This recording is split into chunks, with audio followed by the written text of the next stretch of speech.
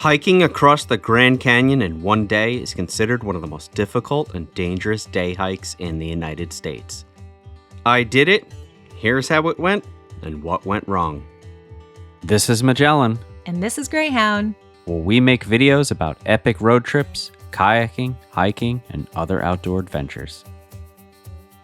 Ever since we had our Phantom Ranch lottery reservations canceled because of COVID, I've wanted to do this. Later visits to the Grand Canyon and hikes down to Skeleton and Plateau Point did nothing to dampen that want. So this is a long time coming. For many people, this will be a 3 to 4 day time commitment just to do this one day hike. While Phoenix was an option, I flew in from JFK to Las Vegas, Nevada in early September. Both are roughly 4 to 5 hour drives to the south rim of the Grand Canyon. After grabbing my rental car, I headed to my hotel in Kingman, Arizona. Fun fact, along the way, a vehicle nearly hit me going the wrong way down the highway, and a man was running naked on the shoulder. Fun times. The next morning, I continued on for 3 hours to the South Rim to catch the North Rim shuttle at 1:30 p.m. The rim-to-rim shuttles are limited, so you should book your reservation at least 3 to 4 months out. I still had about 2 hours, so I checked out the Grand Canyon Depot, which provides train service for visitors from Williams, Arizona throughout the year, and also the Polar Express train ride around the holiday season. Afterwards, I headed towards the South Rim itself, checking out the El Tovar, another historic landmark and still functioning hotel, as well as the nearby Hopi House, built 2 weeks prior to El Tovar in 1905, and a place to buy local crafts. And of course, I had to peek at, the incredible views. Going all the way across that tomorrow. The Bright Angel Trail, the very route I would be coming up tomorrow. Before long, I headed inside the Bright Angel Lodge, grabbed myself a beer, and waited for my friend Suri, who's done multiple rim-to-rims and even a rim-to-rim-to-rim in one day. After boarding our shuttle, we were soon off. This shuttle is about 4 or 5 hours long, and there's one morning and one afternoon departure time from each rim. You can do the rim-to-rim starting at the south after all. And while we made 2 stops for bathroom, snack, stretch your legs breaks, the conversations with your shuttle mates will only go so far, so maybe bring a book. The first rest stop was the Navajo Trail Trading Post, and the second was the Navajo Bridge. The Navajo Bridge is actually 2 steel arches spanning the Colorado River over Marble Canyon near Lee's Ferry. Very cool to walk over, and the scenery ain't that half bad either. Eventually, we arrived at the Grand Canyon Lodge on the North Rim, where we checked into our cabin. We then pretended we were another couple who gave up their dinner reservations to us and watched the sunset as we ate. Back in the cabin, it was time to sleep. Today's the big day. Unfortunately, I didn't sleep very well, but it's time. A short shuttle ride later, and we're at the North Kaibab Trailhead. We're good on water, but there's fill-ups here. You know what they say, down is optional. The sun has risen, but not high enough, so we're under tree darkness. Also, it's 40 degrees, which I'm loving, but SoCal Suri is cold, so he's doing an unintentional 2-step. This will play out a little dramatically later on. Before we knew it, we had traversed the Kaibab and Toro Weep rock formations down into Coconino limestone, roughly 270 to 280 million years in age. At the Coconino Overlook, not sure if I'm saying that right, but it is beautiful. Would love to have stayed, but there's so many viewpoints on this trail, and we've got to keep moving. Over the course of the next mile, we're descending roughly another 700 or so feet through a series of switchbacks. As I always like to say, make sure to look back. Came from up there. The first few miles down the North Rim, given that it's 1,000 feet higher than the South Rim, are littered with all kinds of diverse woodland trees, like fir, aspen, fern, and juniper. We're also passing through the Hermit Shale rock formation. Next rest area near the Supai Tunnel. Water fountain. And also that's a bathroom over there. This is where the mules go. We did a mule ride years ago. Came down here and hitched them while we checked out the Supai Tunnel. Named after a mix of sandstone, shale, and limestone that is possibly 315 million years old, is not only a route for hikers, but is used to divert water as well. All right, look at that down there. That is awesome. You can barely see it, but that's the Redwall Bridge below. This is Suri saying he's going slow. I'm running. I'm messing with you, dude. I just can't get over how at every turn there is an incredible view. Oh, the breeze. To feel this breeze is amazing. Any breeze, anytime today is an absolute blessing. I'll tell you that. I believe we're now in the Redwall limestone section of the Grand Canyon's geological history. Maybe 359 million years old. Yeah, he's gonna kill me today. Eventually, we made it to the Redwall Bridge. I'm afraid of heights. Oh boy.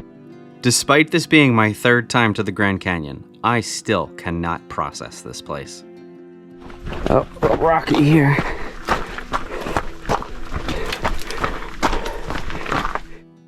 We've descended about 2,000 feet, I think, and it's just crazy that we keep going. This is amazing. Wow. Let's be real though. If you aren't a fan of rocks, I can see how this wouldn't interest you. But if you are, oh my, if this does not move you, I don't know what else will. These massive, towering walls. The feeling of being so small, yet powerfully a part of it. We're about 4.5 miles in, I think. A little over an hour. We're doing pretty good pace. The only thing slowing me down is me filming.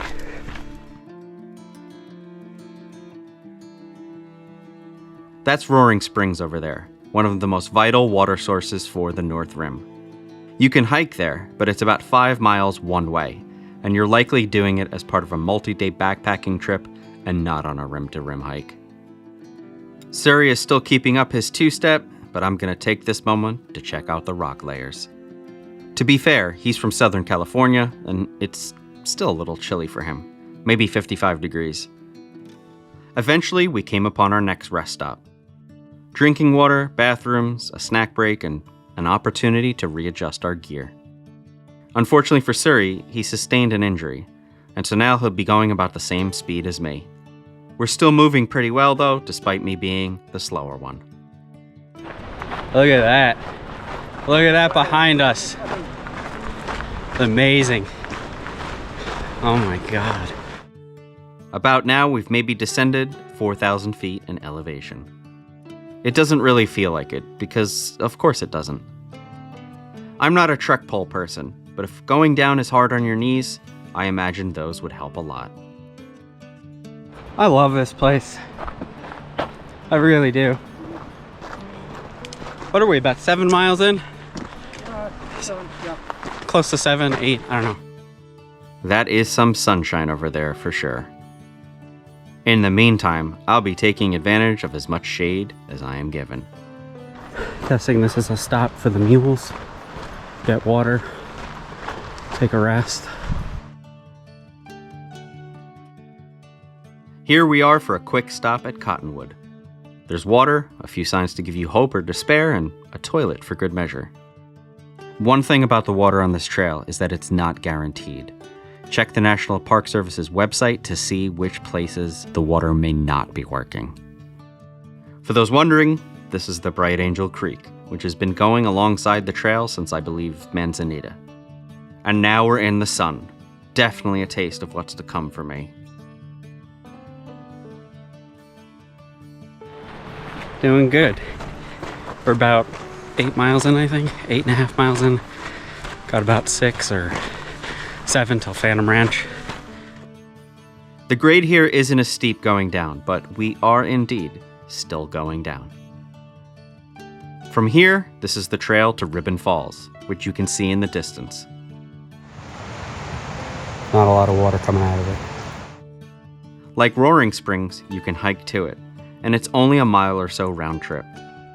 Unfortunately, I decided not to go, and I'm sure some folks are going to tell me I should have gone. But I'm trying to make it past a section called the box, which I'm a little freaked out about.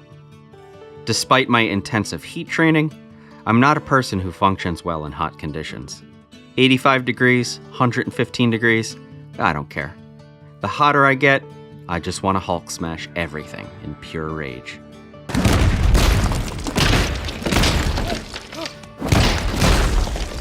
So rather than overload my prefrontal cortex just because I want to see a waterfall, I'm going to continue on because... Feeling alright. Feeling good. It's that simple.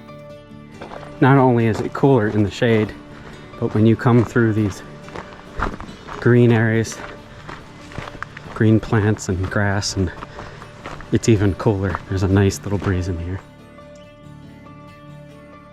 So is this the start of the box?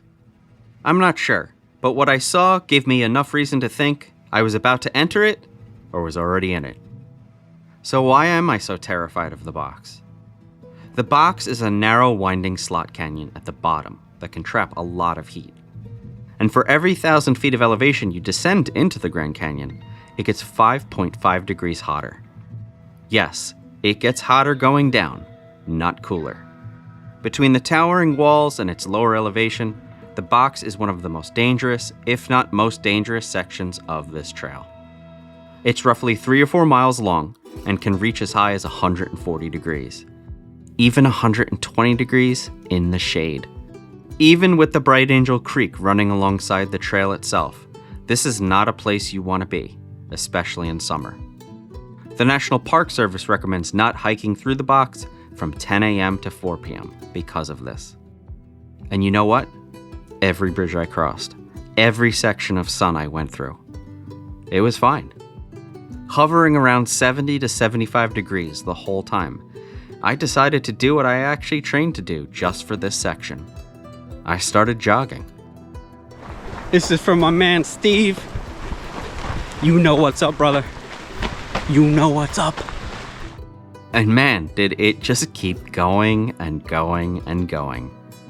This has got to be a horrible place to bake like a potato, even though it looks utterly magnificent. At every turn, you think you're going to stumble upon the Phantom Ranch, and you almost never do. And then, once you reach this section, where it opens up, and maybe the actual end to the box, you actually are near the Phantom Ranch. Home to the hardest lodging to obtain in the United States, a mail service that will deliver your postcards by mule, and a food and drink canteen with the best damn lemonade I've ever tasted. Did we spend too much time here? Yes, we absolutely did, and I'm about to pay for it dearly. It's 11:36 a.m., and it's now in the low 80s. Ranger station in case you need them. This sign really sunk in for me.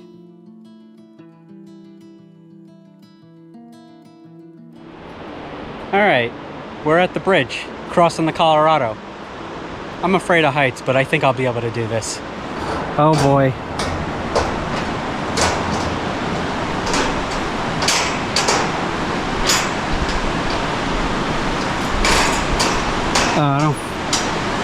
I don't like this. I don't like this. Not sure how much lower into the Grand Canyon I can go. I am not a fan of this. Definitely not a fan. Almost there. Almost there. As you can see, there are 2 ways here. We're continuing on the Bright Angel Trail. The South Kaibab Trail is shorter but steeper, completely exposed, and there's no water fill-ups. When doing a rim-to-rim south to north, people will take the South Kaibab down instead of the Bright Angel. The bridge we just crossed is called the Silver Bridge, and is only one of 2 bridges crossing the Colorado River. From here on out, it's pretty much all uphill, and up is mandatory. Because of this and many other reasons, the National Park Service does not encourage or recommend in any way doing a rim-to-rim in either direction in one day. Hearing the Colorado River roar beside us was pretty amazing. And also awesome to watch a bunch of paddlers racing down it. Man, we gotta do that one day. Surrey's a beast. He's injured, but he never stops.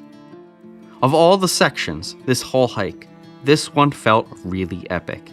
It's all epic, but this just felt so grandiose for some reason. Below, we could see a bunch of motorized rafts on Pipe Creek Beach, which was right below our next stop.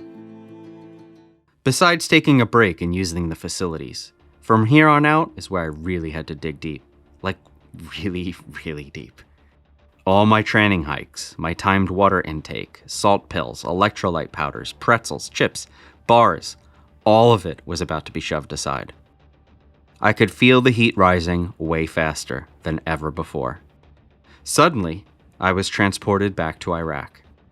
The stinging, instantly drying sweat around my eyes, the blurry heat haze, the awful sounds of insects howling and laughter at me. It was so damn hot. See that shade? I'm hiding here right now, sipping water. I'm in survival mode. Every time I move, I'm looking for any scrap of shade that I can hide. I'm not panicking, but I know what's coming. And my brain is going to have to take over for my body, because my body is going to want to quit.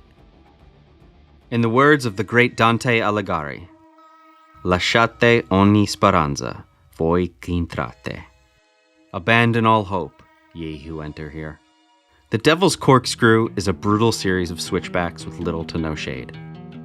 It is a part of the oldest rock formations in the Grand Canyon, called the Vishnu Schist, aged approximately 1.8 billion years old, which is roughly a third of the age of the Earth. I didn't think I was gonna die, but the heat radiating off the rock walls is making me think miserable, dark, doubting thoughts. What's that phrase? If you're going through hell, keep going. Well, okay then. At some point during this hell, I touched my knee, which had not been in the shade, and my hand burned because my clothes had become like cast iron. Here's me hiding in the shade again. Did I say this was beautiful? It is. It totally is. This is breathtaking. Every once in a while, I saw these inhuman, immune to suffering beings walk past me. I don't have any footage, but I wish Surrey took a photo of me from above, because I had found this large flat rock in the shade, and I was laying on it for what felt like an eternity. This greenery is an indication that I am nearing a haven from my suffering. The Indian Garden, which I found out later was renamed as Havasupai Gardens. It's getting shadier and the Devil's Corkscrew is over. I hope. But it's still completely disgusting out. Oh, for all that is holy, I am entering into the land of milk and honey and water and restrooms. You read that right. It took me nearly 2 hours to go a mile or so. This bench became my friend for about 20 minutes.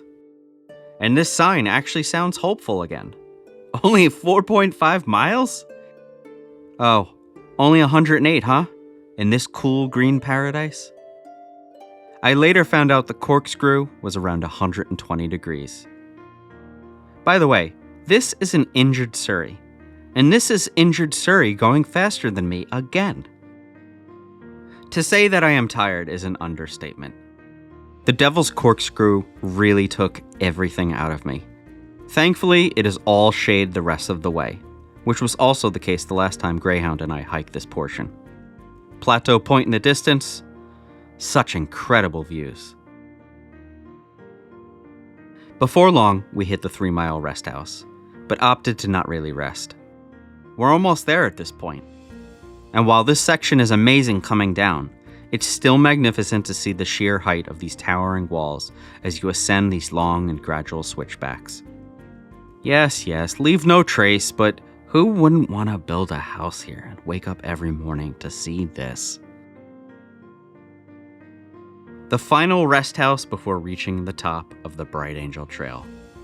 Surrey and I exchanged some final words of encouragement, and little did I know that I wouldn't see him for a long while. Short version is that an elderly man was viciously bonking, aka his whole body was shutting down. Already puked twice, unable to stand, slurred slow speech. Had a satellite phone, plenty of water, truck poles, a headlamp, but had run out of food because he went farther down than he had planned.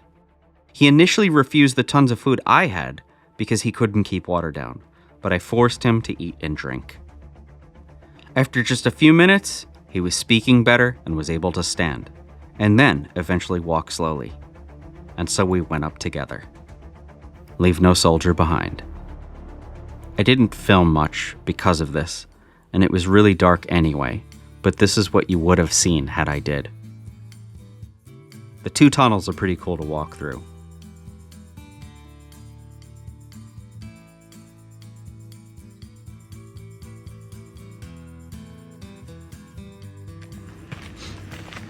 Congratulations, man. It's a tough hike, I know. All right, we did it, man. Some food, some beer. We're just killing it right now. So was that the best hike ever? Oh, I think so. I'll probably never do it again. Not in one day, anyway. I know I'm not a super fit athlete or soldier anymore, but I'm glad I packed some humility in my day pack. The Grand Canyon can be wholly unforgiving, and many things did not go according to plan. My body held up, but my mind needed constant motivation, and I had to adapt because there was no turning back.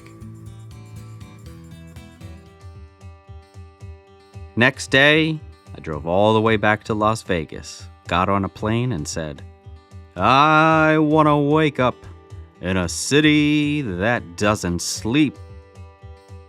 Any questions? Please feel free to comment below. You can never know enough when attempting this hike. We'll see you on the trails or in the water.